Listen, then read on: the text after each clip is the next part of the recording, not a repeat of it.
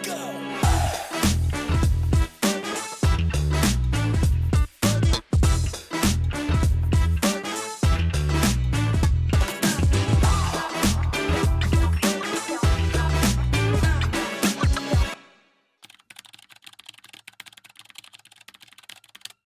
right, we are going to go to the second topic, and a very interesting one as well.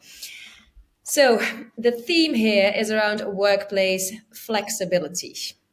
Whether still is a lot of work to be done when it comes to parental leave, as we've just seen in the previous debate, there also seems to be such a thing as parental preference when people are back to work. Let me elaborate. The inspiration for our next topic comes from a LinkedIn post I saw from Eliza Philby. She's a writer, speaker, and podcaster on generational evolution at work. Her post on LinkedIn starts as follows. Is your colleague's yoga class as important as your nursery run? Here's a bit of background coming from a column that she wrote for City AM. A senior manager complained to Eliza about the fact that her younger staff equates her need to do nursery pickups with their desire to attend a yoga class. This is not the first time that Eliza has heard about Gen Zers equating their own need for self-care with the pressures of parental responsibility. From their perspective, however, the Gen Z perspective that is, the rhythm of their working week is often entirely governed by her manager's 8 a.m. school drop-offs and 5 p.m. pickups, and the regular 6 a.m. and 8 p.m. barrage of emails when her kids are asleep. One Gen Zer explained to Eliza that she also observes that parents' evenings and sports days are diarized in stone, with the assumption that everyone else will accommodate this. What's interesting here is that the manager, who is also a mother, embraces the hard-won workplace flexibility, while the Gen Z junior sees that same workplace as inflexible and challenging. This perspective is shared by older colleagues, child-free women in particular.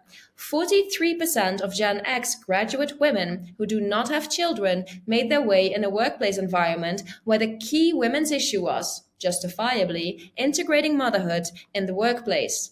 But this was also something that they themselves never benefited from. So perhaps our Gen Z employee is playing an important role in highlighting the dominance of parental policies when it comes to offering flexibility and support. Perhaps all they want is a little more empathy for their own situation or choices. An interesting thought to entertain, I thought, and one that could make for an interesting statement as well. So here is the statement. I'm going to vote yes. I'm just going to vote yes. I don't think there's an asterisk to that. I think that is true. All right. We have a yes. Sophie, what do you vote?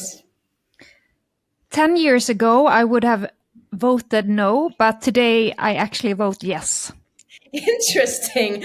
All right. Now, I'm very curious to hear both of your thoughts because I saw this article and I was reading it and I thought, this is indeed interesting. And we definitely see these generational differences in how people are indeed perceiving this kind of topic. But I had also, to be honest with you, I had not really heard about it like this, parental preference. It was the first time I think I actually saw that term, although I have, of course, worked in various organizations when I was still an employee, and I've definitely come across these kinds of situations and people thinking some things about that. Anyhow, Noah, I'm going to go to you because I would love to hear more about your yes. Yeah, so I think this is the evolution of the workplace, right? Like I think in the millennial Gen X generations, there was a lot of fight for more flexibility for parents to, I got to drop my kids off at this time. So can I start my workday here? I got to pick them up. I got to do the sports runs, all these things. And like, I know a lot of people are in the same situation. And I think those rights are still being fought for in a lot of ways, especially in the US and to a certain extent in Canada as well. But I think people understand them better. Like people understand the responsibilities of a parent because a lot of the older generation, the ones that are the leaders today, are also parents. So they understand, okay, I get why you need to get off work a bit early to go pick up your kid. I can make that concession for you. But then they look at Gen Zers and they say, you're just being greedy. You just don't want to work. Like all of the commentary that comes along with Gen Z of just they're lazy and they don't want to work, which is all just BS. I think there's that, again, that disconnect between the generation that are leaders today who understand parental responsibilities because that's their lived experience, and Gen Z who don't have that same lived experience, but they're fighting more for their own quality of life, which my generation didn't fight for as much nearly. And so I think there is that disconnect of like the perception of they're just lazy because they want to have a yoga class in the middle of the day, but they're not. They'll get their work done. And so I think the evolution needs to move away from just parental friendly policies and just more to flexible policies and meeting people at where they're at in their life stage. And that'll help everyone in the workplace, not just the Gen Z and those who are parents, but also the aging workforce as they need to transition out and maybe they want to take some things up, or those who have to care for parents, or, even those people who have chosen never to become parents of human children, but they have animals who also require needs and attention and all those other things. So I think that is the next stage of evolution that people are pushing for, is just creating more flexible workplaces and meeting people at where they're at in their life stages. Thank you very much. Sophie, let's go to you. Yes. So I answered that 10 years ago, I would have said no. I just want to reflect a little bit, because 2011, I started with sales at Meltwater, and it was basically, I was working a lot, but I was also working in the evenings, in the weekends to get the sales results. And I was seeing from the colleagues that had kids that they were so stressed because it required so much from you to get the sales results. So it was really difficult having that role while being a parent as well. So I guess it depends really what kind of company you're in, what kind of role you have. Of course, I believe parents could create great results, but in that sales role, it was really difficult because it requires so many more hours from you to get the results. So back then, I could see the stress from people becoming parents, and it was not like a perfect role at that time for them. And I answered I answered yes now. So I think whose time is more valuable? It's both the perspective, I would say, is valuable, but who is most vulnerable during that time? It would be the parent, because they take care of, another human being on earth, maybe two, maybe three, and it requires a lot of job. So I think if you would be more junior and you're thinking about yourself having children later on, like, would you want help and flexibility from your colleagues in a few years from now? If the question or the answer is yes to that question, I think you need to just think a bit long term, because you will get it back when you create your own family later on. And I think that's the thing with career, like between 20 and 30, you can maybe work a lot of hours. You can be very present in your workplace. Between 30 and 40, that's when you having your family, you might need to have a different flexibility. And then when you're 40 and between 40 and 50, you can maybe accelerate again and be more present and so on. So I think we need to help each other. We need to think of career as a long-term marathon where we support each other, because there will be times when people would have more tough times to get everything done. And it will happen to everyone. Everyone will not be contributing 150% of their time for 40 years. So I think we need to help each other. Yeah, I think this is beautiful. So there were two things that really, that I already want to take away from this. And that's one thing that Noah said, and also something that you said, Sophie, is what Noah said is about really meeting people where they are as the organization. I think that makes a lot of sense.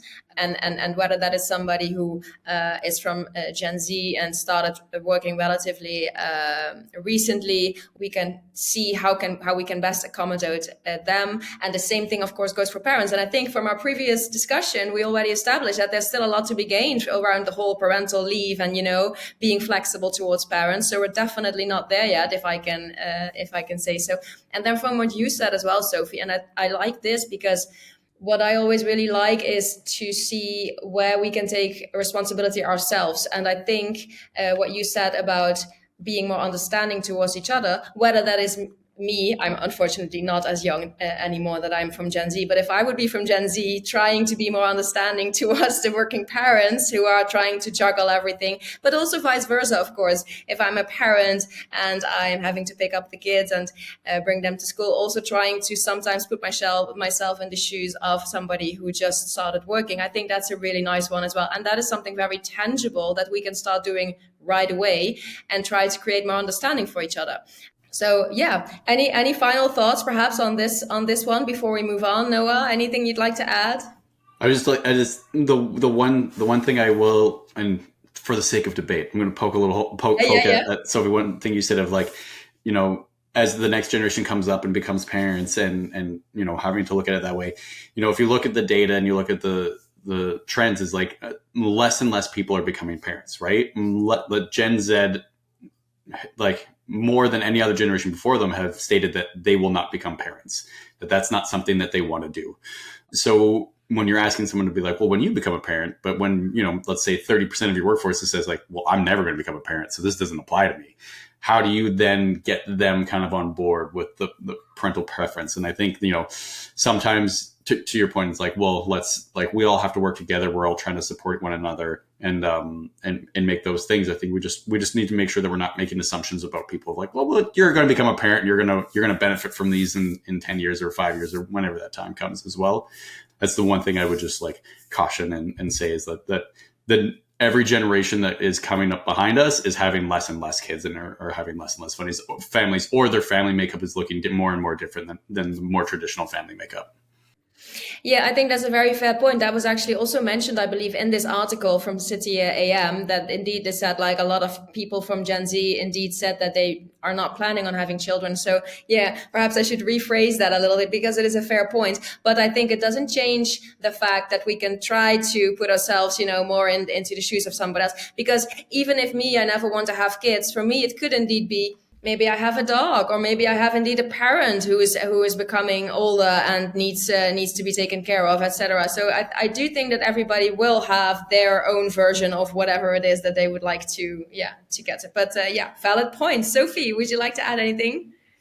You were reflecting, Neely, about like both the senior person having a family and the junior person not having a family, that they need to understand each other. I think when I was younger, I said that when I was 24, started in sales, I had very little understanding when I look back now.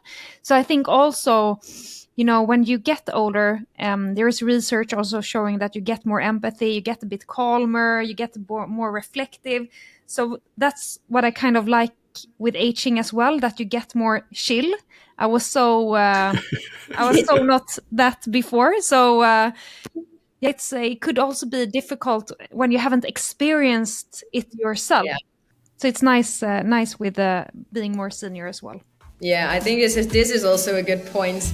I think there's a reason why there's so many sayings, of course, about wisdom when you age and all that kind of stuff, right? So yeah, it makes sense. Yeah. Thank you very much, both of you.